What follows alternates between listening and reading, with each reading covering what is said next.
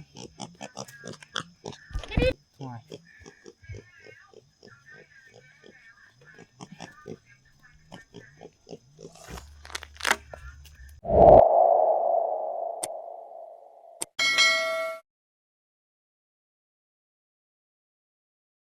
ับทักทายสบายดีตอนเช้าๆทุกคนคือมื้อนี้นายพรานเองสิออกไปไถนาก็ออกช่วยแน่เพราะว่าเฮาออกไปทางแบงคือเฮาไปชื่อน้ำมักจับนะชื่อ2โค้งนึงก็300ปลายนี่300ปลายเอา2โค้งถ้าว่าบ่พอแล้วก็เฮาก็สิชื่อมาเติมแต่ว่าตอนนี้เฮาสิออกหน้าก่อนเอาตอนนี้เฮาก็มาหอดเที่ยงหน้าห้องชุดทางนะเนี่ยละมือใหญ่แห้งละมือแบบปลักทุกคนเอาออกมาหน้าเพิ่นอยู่หน้าแห้งละมือลักแต่บ่ฮู้ว่าถ้าว่าใหญ่กว่านี้นี่เฮาสิปล่อยมันได้หรือบ่มีแต่สิหาเปลี่ยนตีนรถบัดนี้ตอนนี้เฮาก็สิทำการเปลี่ยนตีนรถนะมาเว้ยมาใช่เลยแนวขำจ้ะนี่เด้แนวขำนี่ตัวนี้ได้บ่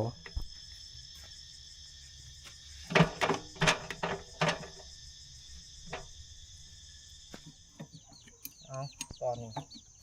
เอาสิเปียกตีนก่อนมันคนนี่ก็บ่ตกโว้ยสงสัยสิบ่มุมจูบน้ำอยู่เด้อ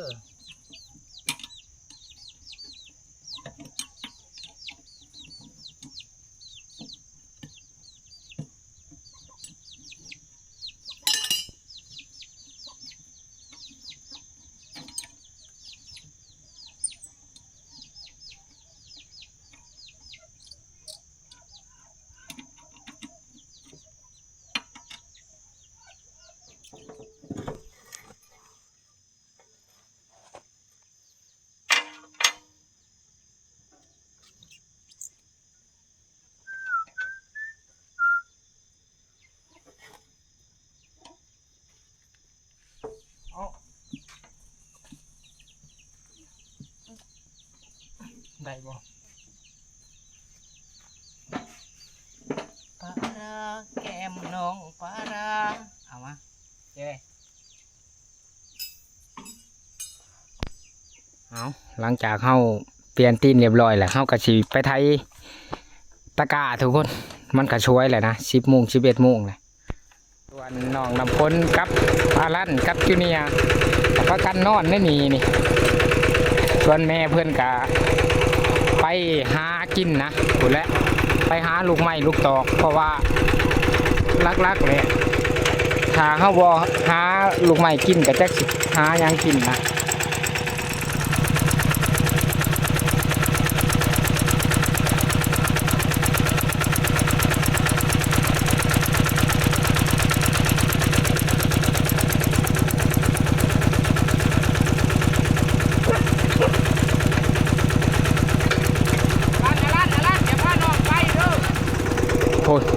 ว่าแต่ปล่อยออกมาเล่นเลยนะจูเนียเพิ่นหาวว่าแต่ม้าพาไปใช้กับไปเลยโคตรเล่นเลยถ้าได้ออกมาหน้าเลยอยากรักทุกคนเลาะตามป่าตามยังโคตรอลันเพิ่นเอาอลันนี่ละ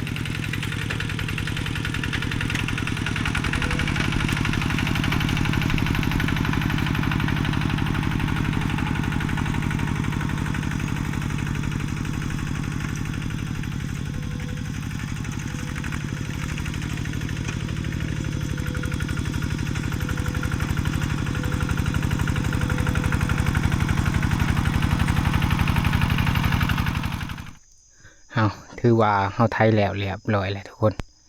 รวมแล้วตัวนี้เฮาก็โคนใหม่นะ3หลองเฮาสิตกอารันจูเนียโอ้พุ่นว่าแต่มากระลั่นแลนไปเพิ่นก็แลนนํจูเนียมาพี่ไว้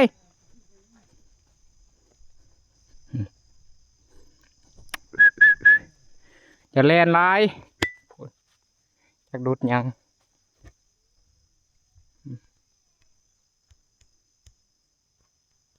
มาขอปีนี่ถือว่าเป็นดกนี่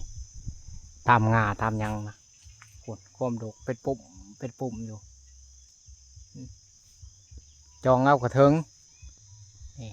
แต่ว่ามันบ่ทันชุกผู้และประมาณดำหน้าแล้วมันจะชุกทุกปีนะต้นนี่ที่มันชุก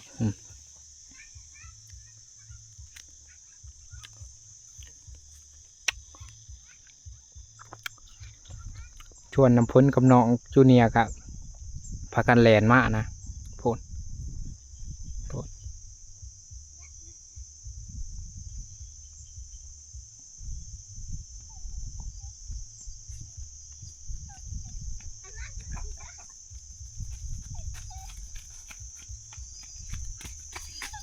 ไปใช้จะแมนเจ้าไปน้ำมูเนาะจูเนียร์ว่าแต่มักเป้แลนไปใช้กับมักกะลั่นแลนไปใช้กับแลนน้ำได้พูดพาไปตามป่าตามดงเฮาสิปล่อยเพิ่นไว้แบบนี้แหละอีกประมาณ2-3 มื้อบางที่ก็สิพาน้องน้ำพ้นและแม่ออกมาอยู่ให้อยู่หน้าทุกคนเพราะว่าถ้าว่าเฮาตกกาแล้วก็จำเป็นต้องได้ออกมาเผานะบางที่กลางคืนย่านงัวมันพานี่น้องน้ำพ้นก็อย่ากินเด้อยังอะไรไปบ่ขัวฮะไปบ่ขึ้นผู้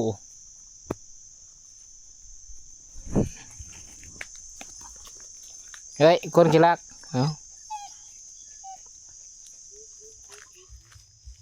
มาพี่ไว้ทีนี้หอนเอาละไปดูดเอาจูเนียเออเพิ่นกินมะขอเอาฟดมาปิดมาให้น้องมึงละ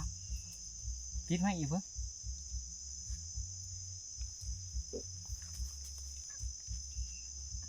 มันดูดกิน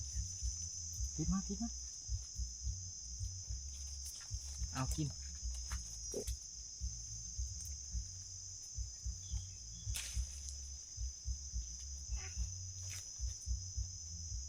พอแล้ว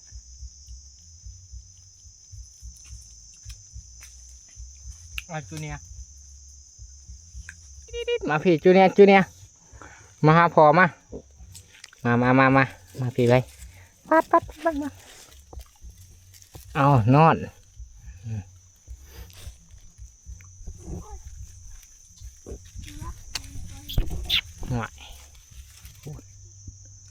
ยานที่ชุดนะทุกคนคือเวลา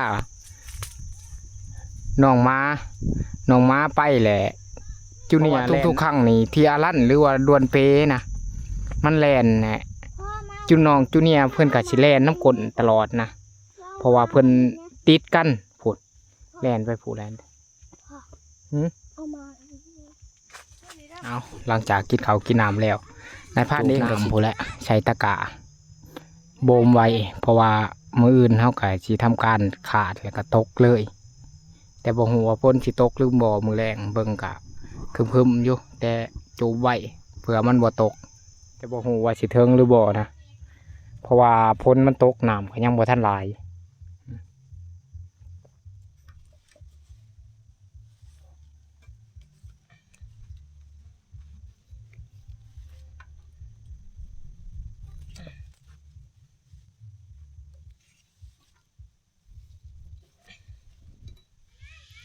มันเฮาซื้อ200,000นะบ่ฮู้ว่าสิพอหรือบ่พอ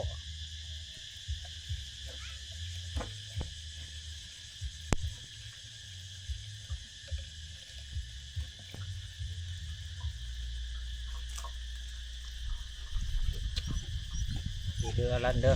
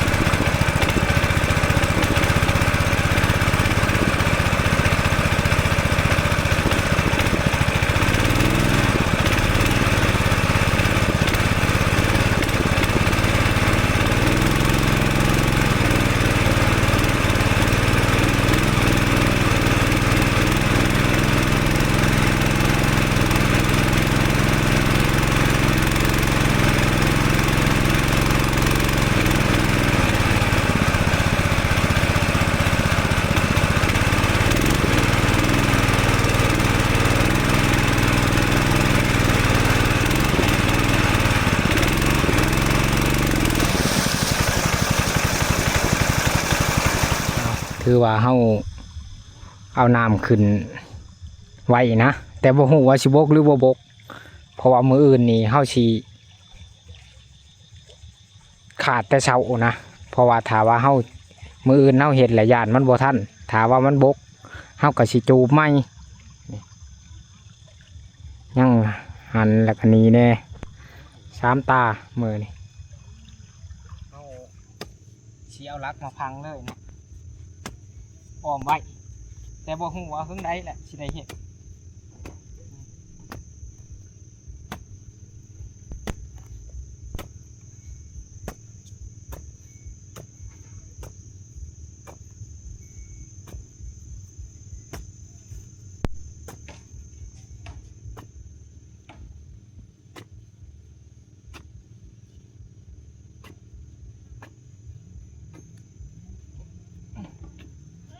เหรอ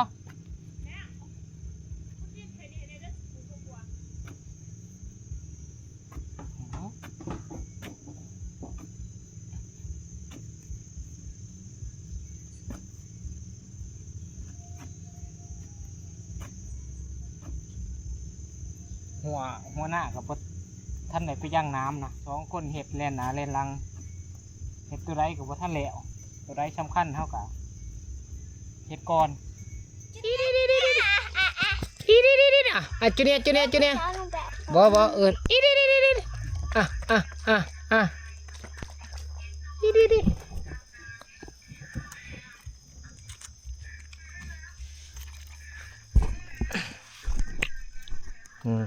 เดี๋ยวพาวเดี๋ยวกัน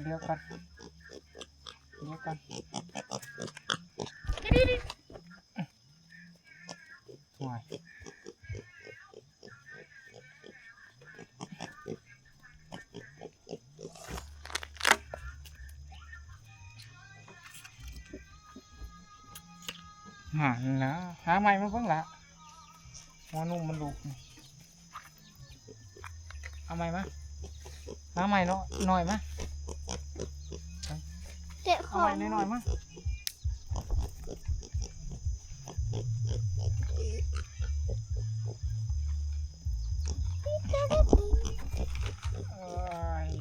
นั่งอุดข้าก่อน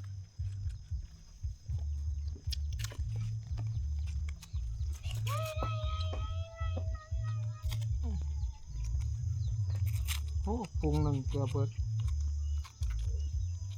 อย่าเล่นมากหรอ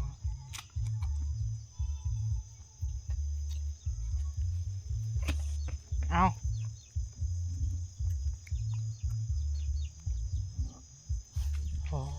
หมักหวาทุกคนนี่นะคือเมื่อก่อนนี่ถ้าว่า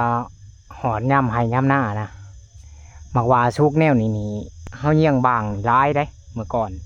แต่ว่าปัจจุบันนั้นบางมันเริ่มเบิดเลยนะมันก็เลยบอกมีแนวกินโอ้เป็นปุ่มเอาคือนี่กะหน้าไม่เท่านะเพื่อนกะเห็ดหน้าวานทุกคนจักสิได้พ้นบ่ได้พ้นกำลังวานปีหนึ่งนี่แหละกำลังวานปีแรกรถไถ4 คันลงมือวานนี่แต่ว่าบ่ท่านยอดเขาเร่งในตีเร่งนี่4 คัน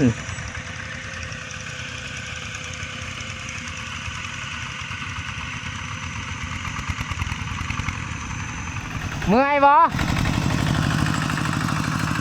นี่ก็คือลูกนะที่ไทยคาดนี่ก็มีแต่ลูกเบิดแต่ว่าในผ่านกระจูกน้ำ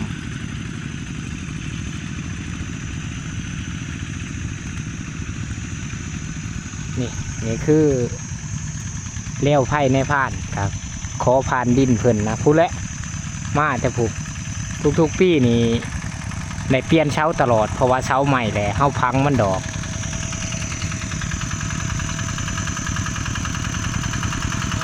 เมื่อยบ่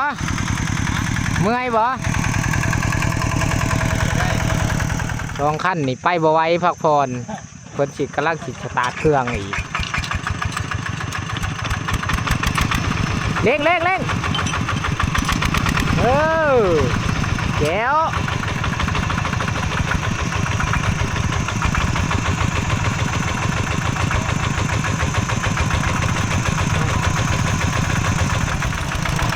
ไม่เอาเบิ้งอ่ะ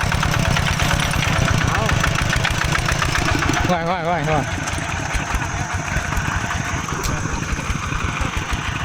ขั้นน่ะมันแห้งเจ้าไปตัดหนานี่โย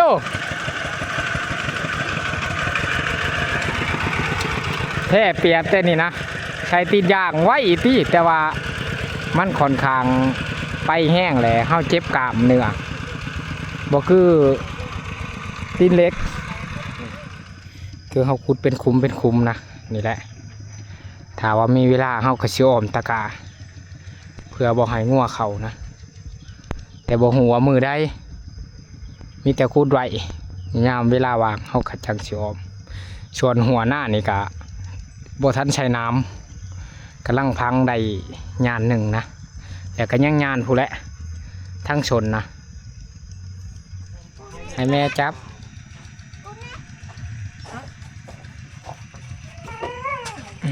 ตอนนี้ก็ค่ำแล้วในพานค่ะสิได้เมื่อบ้านทุกคนชวนหมักเปกับหมักอาลั่นกับแลนก้อนแหละน้องจูเนียก็ให้แม่น้องน้ำพ้นอูมนะปลาใหญ่วะพูดจนเป็นพอดไปปลายังดิเอาคือพี่นี่ตามทีในพานเบิ่งนะคนเขาก็หยอดลายทุกคนท่าแลกเกอร์ใหม่นี่โอ้ของเล่นใหม่เนียนจิ๊บเลยนี่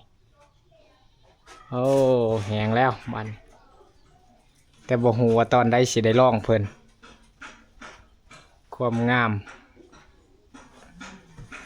นี่จะจับละ